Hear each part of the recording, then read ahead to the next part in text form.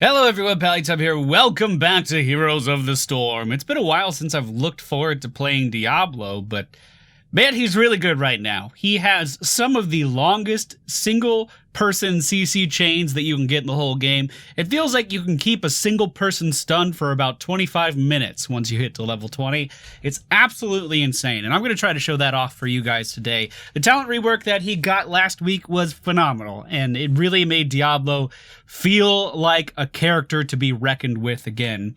And just on a completely different side note, the targeted stun that Diablo has with the targeted stun that Varian Rin has, basically these are very low cooldowns, point and click stuns, pretty much make it so Tracer is kind of going to be on the back burner for me now, I think. So the meta shifting, and well, if she's that easy to crowd control, then it's just going to be really, really difficult to play her. But that's not what we're talking about today. We're talking about the Lord of Terror. Still has easily one of the worst traits in the entire game, if you ask me. But he has some really good talents to support his trait now, which does make it a little bit better. We're going to be taking a look at him today, and I hope you guys enjoy. Tremble before me. All right, ladies and gentlemen, we find ourselves on Braxis Holdout today. By the way, no face cam because I was traveling all weekend and I look like a hot mess. So I'm going to sit in my little dark room and sulk. That's basically what's happening.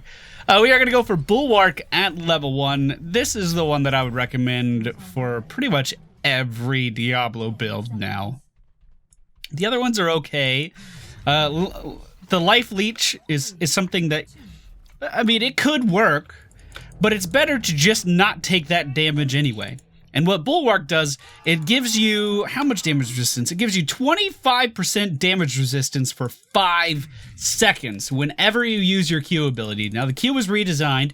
You have the initial impact on a target, and then if you push them into a wall, I believe it's going to deal additional damage and stun the target as well. So very, very strong there. Looks like we are going to lose our Ragnaros down in the bottom lane, unfortunately. So, you're kind of incentivized to position people into walls. This is going to be a great dueling area for us down here, and we should be able to control it really, really easily. We still have the weird stuff going on with our trait, where we have to build up these soul gems and try to, like, maintain high stacks without getting 100 stacks, just in case we don't want to res. Like, there's still that stupid minigame that I really wish they would get rid of. I have never enjoyed that. Again, I want to say for the record, Blizzard, if you're listening, I think a great thing to do on top of these changes to Diablo would just allow him to activate his trait. Let him choose whether or not he wants to resurrect at 1,000 souls in his little soul bucket, especially when one of his best defensive talents relies on that number being really high. So that's dead to Haka, I think. Oh, the burrow saved him. I wonder if he's gonna chase us. If he chases us, we'll be fine. If Tracer comes up here, we'll be fine. We need to time this right, though. We need to time it right.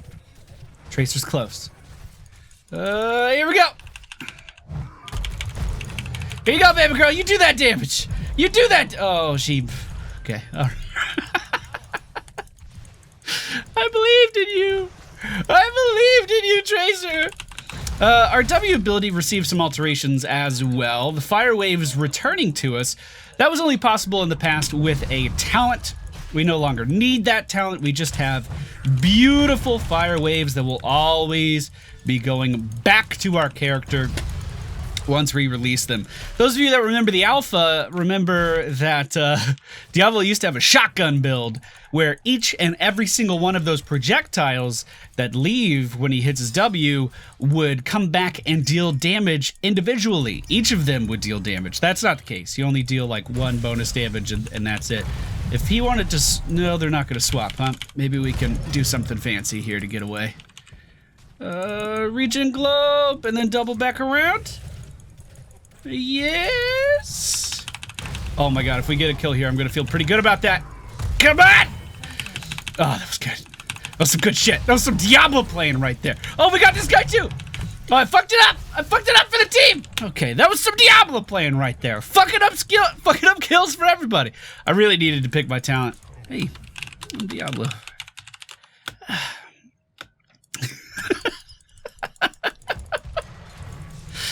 You know, sometimes you just have to use your Q to stay alive, and I thought that was one of those times. I didn't know, man. I didn't know. There's still some really irritating Q interactions where you, like, try to hit a target, they CC you while you're on the way, and then you get a full cooldown of your Q, like what just happened to that Tahaka there. A while ago, Shadow Charge used to give you, it used to be unstoppable, so you would always connect with that projectile, but that's no longer the case, and there's still some, like, mild irritation there. I could have easily crowd controlled that Tahaka there, pinned him up against the wall, and potentially could have gotten away without losing much health, but instead I charged in, he grabbed me anyway because he hit his skill shot first, which I guess is fine, and then I was kind of punished for being in that area. His E ability hasn't changed that much, I don't think. Maybe it does a little bit more damage, maybe it doesn't. That's still pretty similar. We get a really good talent at level 7. There's two very good options at level 7. One is to reduce your cooldowns on your Q and your E even more. This is Diabolical Momentum. Now, it's improved battle momentum, but only on 2 abilities, so I do kind of hesitate to call it improved. Oh, those are out of ammo. Awkward. I do kind of hesitate to call it improved. But it's specifically for your Q ability and your E ability, so you can do a lot more ground control with that. But what I would recommend you pick up is the damage mitigation for spells based on the number of soul gems that you have. So we're taking 20.6% less damage from abilities all of the time. There's no, and that's going to continue to increase as we get more soul gems in our bucket. That's going to mitigate damage all of the time. It's not Spell Shield, where it only procs every 8 seconds, or however often Spell Shield actually procs. It's not something that isn't always going to be up if we take some burst damage. That is always there. And keep in mind, we can also get the damage mitigation when we charge as well, which, of course, would reduce all incoming damage, including that spell damage. So basically, Diablo can live through everything. Diablo is so incredibly tanky. It's amazing how tanky Diablo is now. I do feel as though his damage builds have kind of taken a hit because you are so heavily incentivized to just go crazy defensive in the early game. Really, there's not very many offensive options here in the early game. Can I get some fucking bullets in my buildings, please? I'm trying to Diablo combo this Tahaka into this motherfucker. Looks like the friendly team is getting mercenary camps. We're just soaking XP. That's solo lane life. You know, someone has to do it. I kind of wish it wasn't me, but we're just generating souls and becoming even tankier than we were before. Here we go, some fucking bullets, finally. We can at least pretend like we can punish this Tahaka for moving in. In 5 seconds, I can throw him back in again. Now, if we had... Oh, he's dead. Oh, I fucked up! I fucked up, team! That's okay. It's okay, you did it. We are able to deal... So the drawback to having incredibly defensive talents in the early game is basically you have very limited options for what you can do offensively. But keep in mind, we do have the change to Fire Stomp, where those waves come back and it does increase our damage a little bit. But really, it's not like we're an offensive powerhouse or anything. The main goal for Diablo now is to just outlast the enemy. Constantly be charging in, constantly be trying to get that defense proc on your Q so you can evenly trade with the enemy team. You're not going to burst anyone down by any means, especially in the early game, but you can win most trades over time. What the fuck? Now, this problem that I keep having where I mess up my charge, that can easily be avoided with a very slight change to my playstyle, which is spamming the button I want to use next as I'm charging in. So we could Q in on this guy and just keep our cursor on him, and then as we're moving in with that Q, we hit our E. We could be doing things like that, and it would pay off pretty well. But I'm not. So that's why you're seeing me mess up on those combos. Looks like we have cleared the middle lane, forced the enemy team back with a lava wave. Hello, little Tahaka. All right, we're just going to Apocalypse here. That's one stun. Here's another stun. I don't have any follow-up from the team, so we have to leave. But we need to dodge the tongue. Does he have the tongue? You have the tongue? You have the tongue, Dahaka? You think about it over here. Okay. All right, let's get away from that. We're in the isolation. Man, Dahaka's so good right now. Wish I was playing Dahaka. I keep finding myself wanting to just play Dahaka in every game. He seems to fit into any comp these days. I do want to go in and trade with this Asmodean now that the team is coming in. Also, he doesn't have very much mana, so I feel pretty okay. Kind of thought Falstad would move in a little bit sooner, but you know what? That's fine. He's doing the objective. Falstad's doing the right thing. We can grab this regen globe up here. Now, unfortunately, with the new build, we don't have as much health regen as we used to, so we are going to have to go back every so often. We almost died to the enemy team's Tracer there. I don't think there's anything I could do to save our little Falstad. He's going to try to fly away because he's like a bird, and he made it out. That's good. We're controlling bottom. The enemy team's controlling top. They're trading down here. But again, I don't really have that health regen. We're only sitting at 8 health regen per second, which does feel really weird on Diablo. It does feel very strange. Apocalypse is going to be up in 20 seconds. That is our global stun on a very short delay. So when we hit R, it's going to put a circle underneath every enemy's feet. It's going to reveal them if they're in the fog of war. And it will allow us to do some pretty hefty CC in the middle of these fights. Now, I didn't really want this boss to attack me. That is one of the drawbacks of having a fucking W that just hits everything. But you know what? That's more than okay. Looks like the friendly team has abandoned the bottom lane, so we're kind of in here by ourselves. Lava Wave for our Ragnaros is pushing that top lane. It's going to be clearing that out, so hopefully they can move in and take that over. Meanwhile, I'm just going to keep doing Diablo things. Trying not to die. Soaking XP. Trying to dodge dunks. Not really doing it. Do we have Sippy here? We do. Okay, so we'll get a little bit of health back, and then we'll see if we can charge back in versus these guys. Looks like the enemy team is rotating top, though, so I'm going to ping danger here. And we'll go try to join in. Actually, we may just go take bottom. The enemy team was talent tier head. We just evened it up, though. We are going to go for the damage aura on Fire Devil. Asmodean should be close by. Hey, buddy. Hello. If Asmodean wants to fight me here, we are going to drop the Apocalypse. I did miss the opportunity to stun that enemy team's Tracer there. Just a slow reaction time. But it looks like we have retaken the bottom antenna. Gazlo reinforcing it with his turrets. That's pretty good. We should hold that for a while. The enemy team does look like they want to come in here. Oh, yeah. This is looking like a fight. Okay, here we go. I wanted to stun that Ragnaros. Did miss the angle just a little bit. Let's get out of that meatball. Do we want to Apocalypse here? No, I don't think we could follow up very well. Alright, we're going to back it up. Bit of an uneventful Diablo game so far, unfortunately. We're going to Apocalypse now. We can stun this Ragnaros because the Apocalypse took him out of position. Flip this Asmodean back over the wall. And I should be able to... Oh, gotta get out! I was thinking I should be able to body block him for a while, but wasn't quite able to. We'll grab this regen globe, and then we will try to reposition. Looks like I'm the only one left alive after that altercation. We'll just go ahead and casually walk away. We do have a ton of spell mitigation, so, I mean, this Asmodean shouldn't be able to do too much damage to us.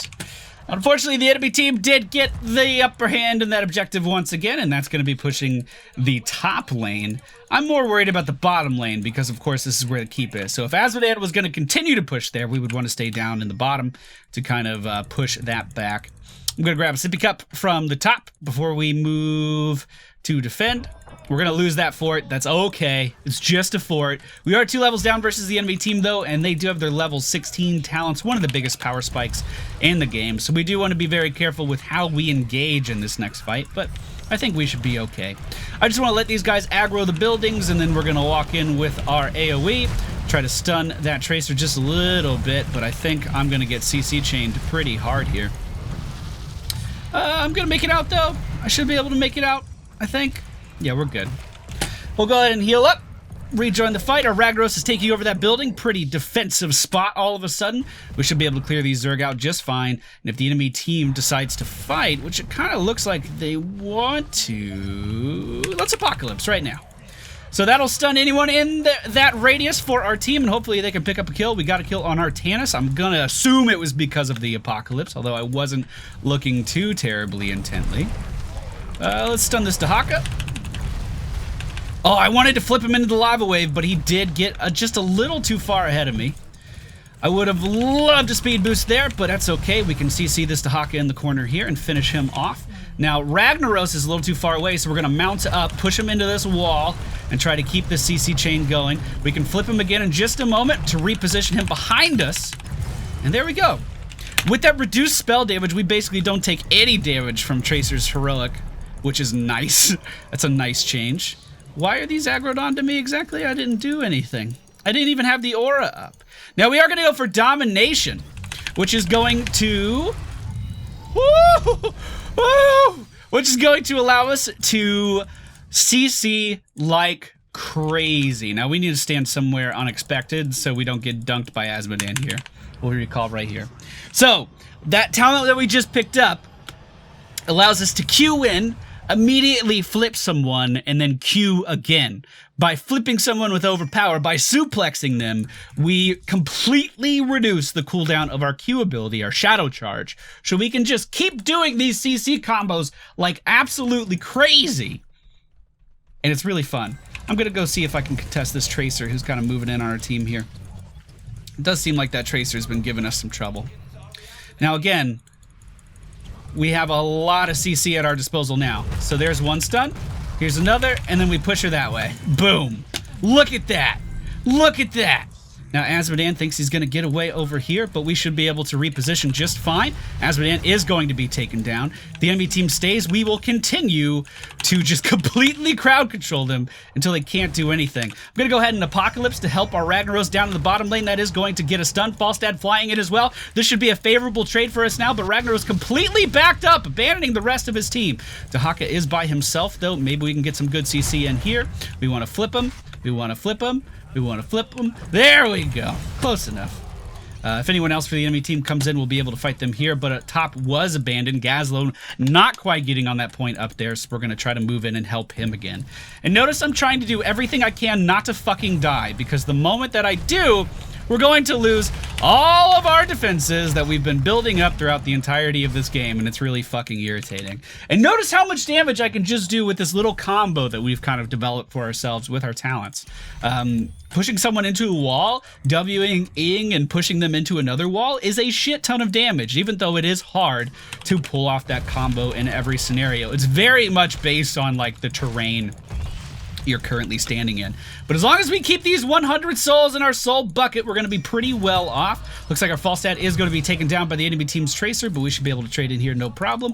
I was trying to reposition so I could just push that Artanis into the wall, but he saw that coming and he did move back. We need to push top really hard here. This is the first time we've been up on an objective, and we need to try to get the best of it, but it looks like it's just going to be me and Ragnaros here, unfortunately. Let's go ahead and get that damage mitigation going on this tower.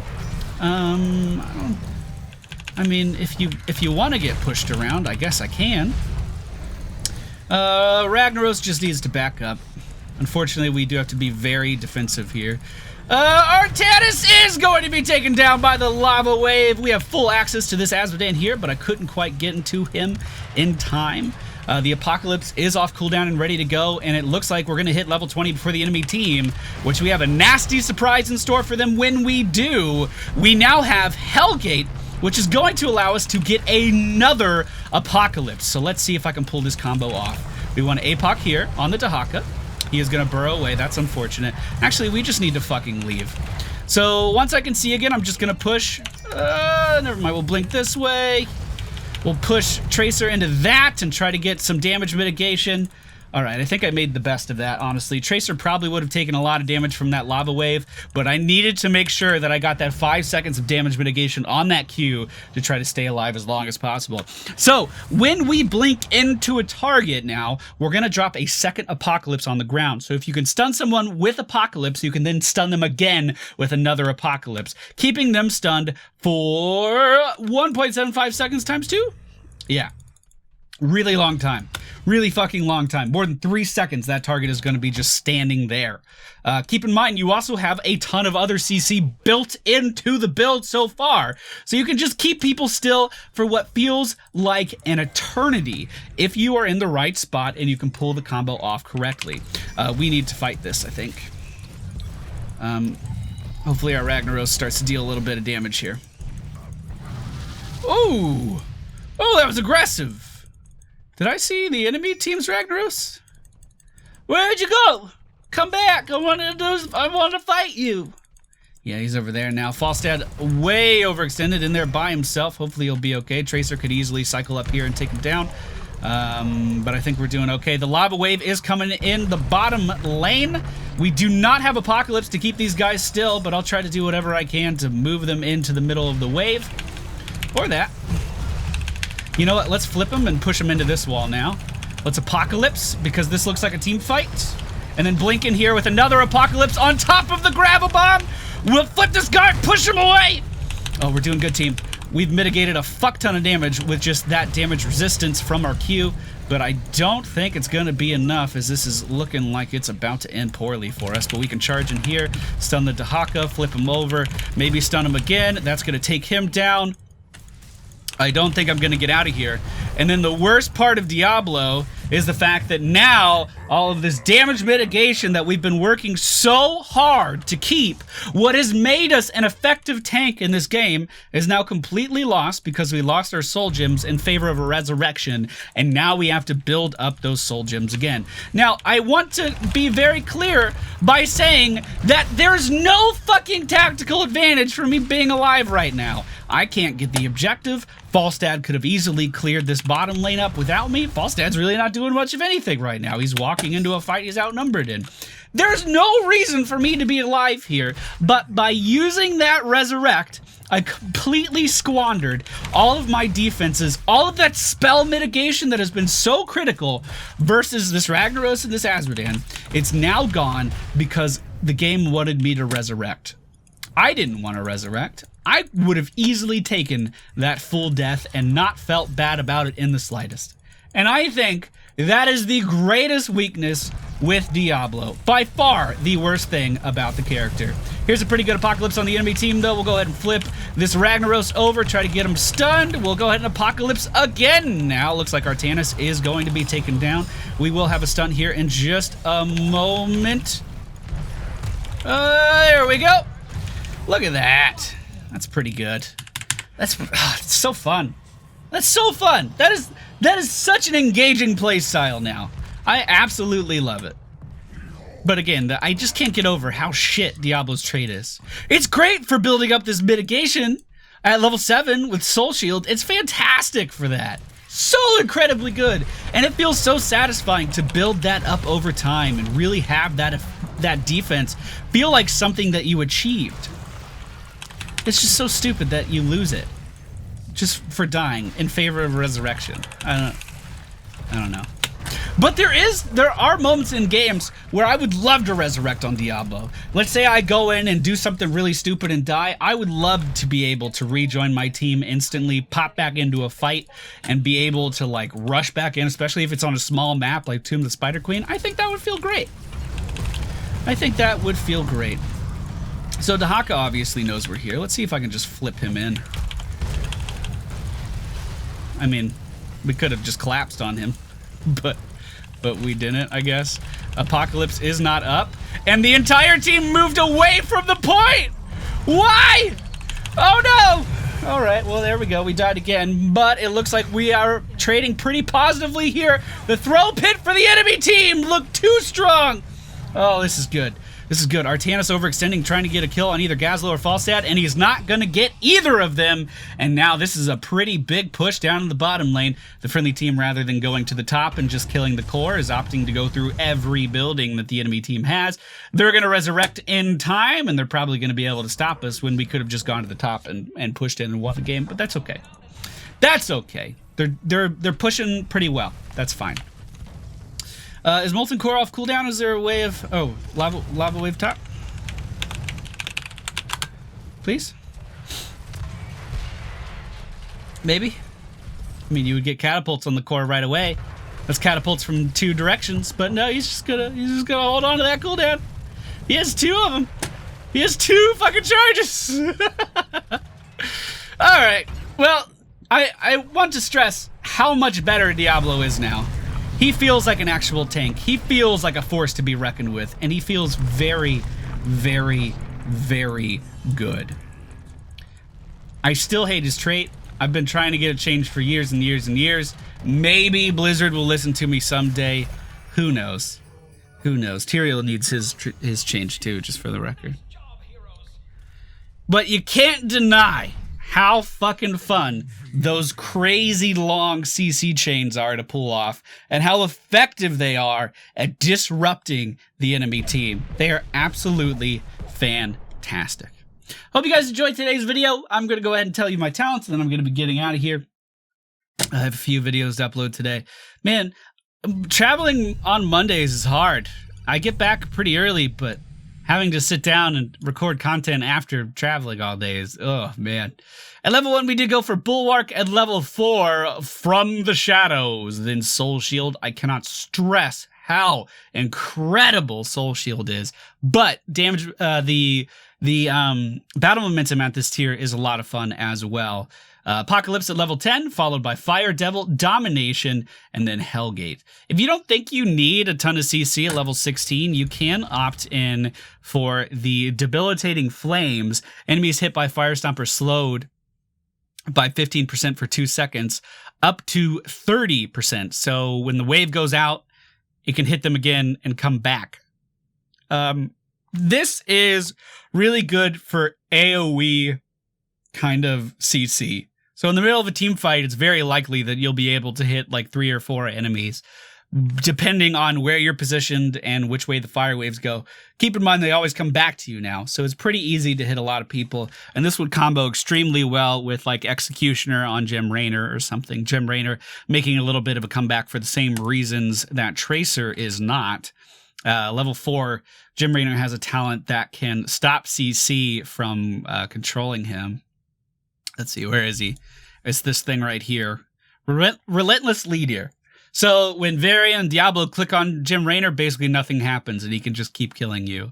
So with Executioner at level 16 as well, Gem Rainer is looking pretty good right now, in my opinion. But that's a story for another day. Thank you all for watching. I hope you enjoyed today's video. If you did, please be sure to hit the thumbs up button, subscribe to the channel if you're new, and I will be back tomorrow with some more Heroes of the Storm. Okay, bye.